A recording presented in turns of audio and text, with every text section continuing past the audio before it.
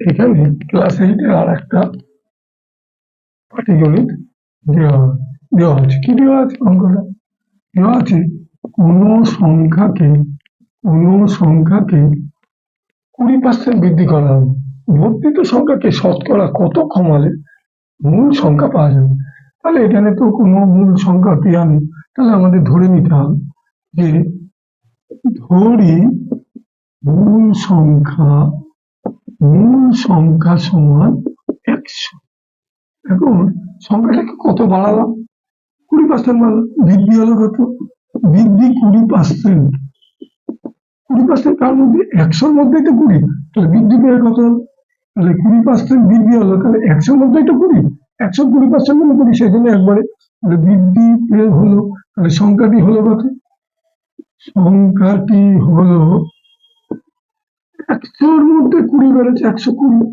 এখন বলেছে সংখ্যাটি শতকরা কত কমালে মূল সংখ্যা হয়? তাহলে মূল সংখ্যা ছিল 100, হয়ে গিয়েছে 100, তাহলে কত কমাতে হবে?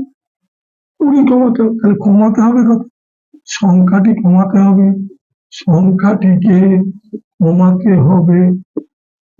হবে কত? তাহলে এখন হয়ে গিয়েছে 120, আগের মূল সংখ্যা ছিল 120, কমাতে হবে। এই 20টা কতর মধ্যে কমালাম? তাহলে সংখ্যাটি ছিল তো 120, তাহলে তার মধ্যে 20 কমেছে, তাহলে শতকরা কমাতে হবে। তাহলে এবার একটা নিয়ম, যেটা কমালাম বা বাড়ালাম সেটা সেইটা উপরে দিল, তাহলে এখানে কমাতে হবে 20। কার মধ্যে কমিয়েছি? বেড়ে সংখ্যাটি কত ছিল?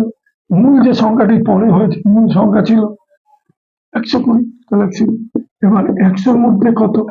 এটা শতকরা বের করার নিয়ম হচ্ছে, যেটা বাড়লো বা কমলো সেটা উপরে গুণিতক যেটা নিচে যেটা ছিল, তাহলে ছিল মেন প্রথমে 100, তারপরে বৃদ্ধি পেয়ে 120, তাহলে 120টা 120-র মধ্যে তো 20 কমলো, সেই জন্য 20টা উপরে কমাটা কার মধ্যে কমেছে? 120 গুণিতক 100। এইটাকেই যদি আমরা ঐকিক নিয়ম করতে চাই, তাহলে ঐকিক নিয়ম আমাদের আচ্ছা, এটা আগে করে নিয়ে তারপরে ঐকিক নিয়মটা দেখা যাবে।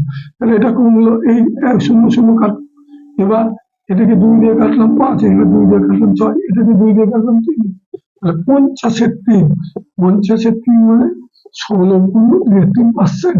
তাহলে কমাতে হবে 16.23।